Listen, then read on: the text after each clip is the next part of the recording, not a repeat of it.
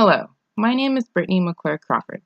For this presentation, I wanted to focus on reproductive rights and how they affect women today.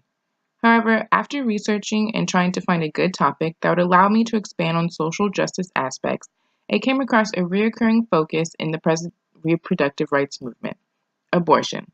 Abortion is a controversial, emotional, and very political topic that is core to the reproductive rights arguments of women today. Access to abortion is also a highly debated topic that is still currently present in the news and politics. For instance, recently Planned Parenthood has been in the news because of the abortion debate and whether there should be federal funding for Planned Parenthood and its services. So, for this presentation, I'm going to focus on the opposing views of the Hyde Amendment of 1976 and the restriction it places on funding for abortions and the effects of its implementation. Thank you for joining me. First, we'll start by looking at the historical context of the Hyde Amendment and what led to its application. The legality of abortion has always been a moral debate. In 1973, the historic and highly significant Supreme Court's decision of Roe v. Wade officially made abortion legal in the United States by declaring that a woman with her doctor could choose abortion in earlier months of pregnancy without legal restriction based on the right to privacy. This was a turning point in women's reproductive rights. The Roe v. Wade decision led to the Hyde Amendment, passed in 1976, which is the legislative provision banning the use of federal funds to pay for abortion, except to save the life of a woman, or if the pregnancy arises from incest or rape. This has had significant impact on the use of federal Medicaid to cover abortions and applies to the public and private health insurance plans as well. So, is the Hyde Amendment of 1976 fair? Well, according to an article in the American Catholic journal Commonweal, yes, the Hyde Amendment is fair, because supporting it is a politically responsible and morally appropriate position. In fact, the Hyde Amendment has been responsible for drastically decreasing the number of abortions per year, from the 100,000s to about the thousands. The Hyde Amendment is also fair because it does not make abortions difficult to obtain by placing heavy restrictions on access. Instead, it is a fair compromise, ensuring taxpayers do not pay for elective abortions. Since so much of the debate surrounding abortion is about when and how to draw the lines, the Commonweal article feels that we should draw the line at keeping elective abortions from being supported by taxpayers. This compromise should be supported by both pro-choice and pro-life supporters because, referencing from Commonweal, it is a straightforward way of acknowledging and respecting the deepest moral commitments of those citizens who are certain that abortion is the taking of human life.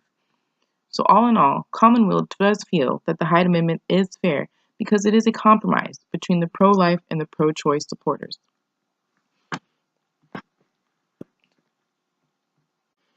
On the opposing side, Planned Parenthood, who is a strong supporter of reproductive rights and has had their own battles with federal funding, including for abortions, presents the argument that no, the Hyde Amendment is not fair. According to them, the Hyde Amendment is a dangerous and unfair policy that lets politicians interfere with the woman's personal health care decision.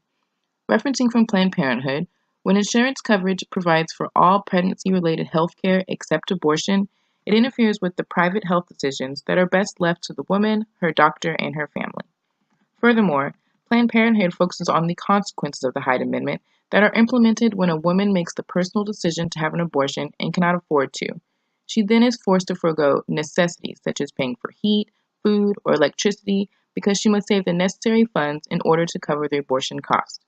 This can also lead to self-inducing abortions or black market abortions, which pose a greater risk to her life.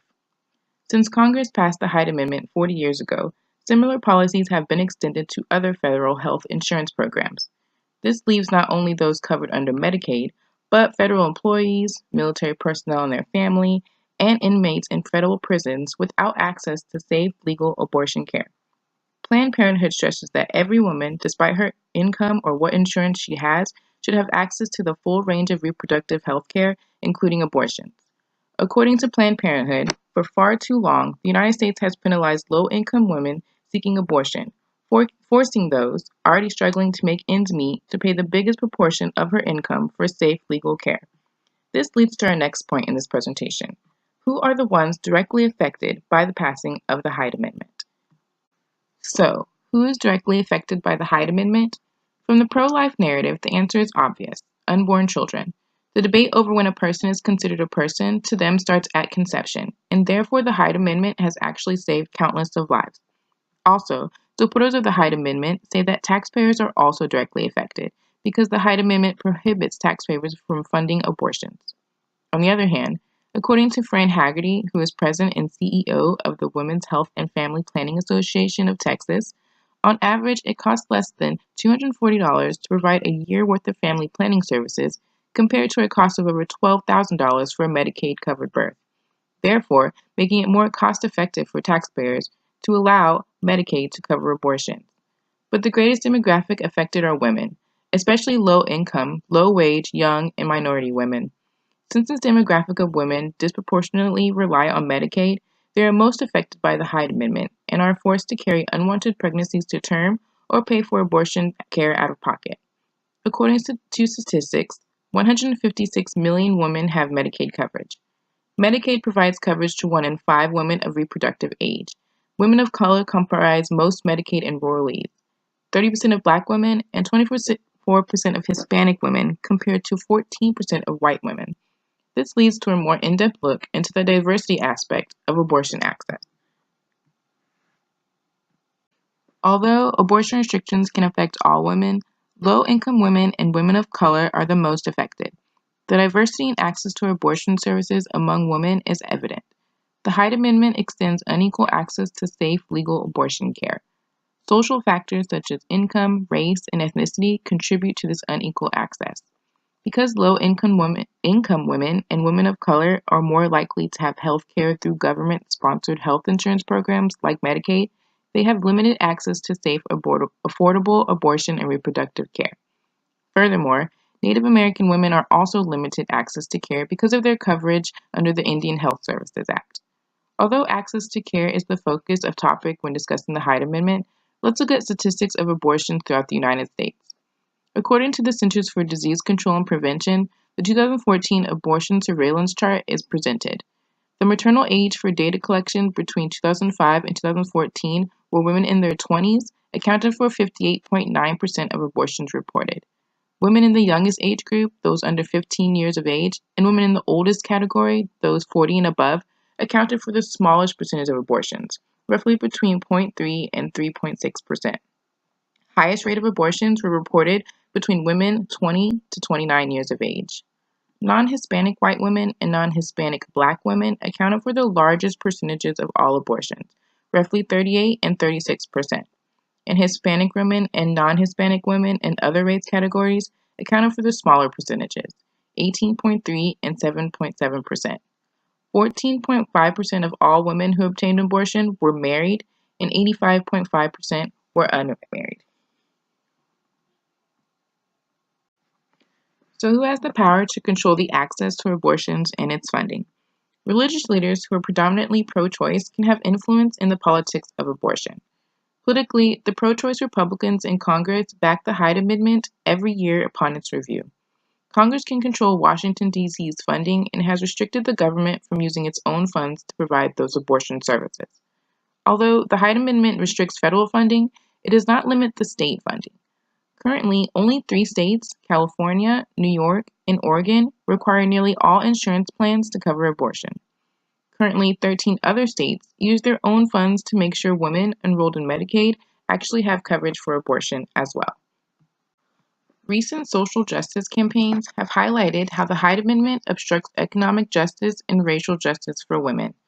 These reproductive entities highlight how the Hyde Amendment disproportionately affects low-income women and women of color who have already had limited financial resources, difficult accessing healthcare, and who experience a host of other societal disadvantages.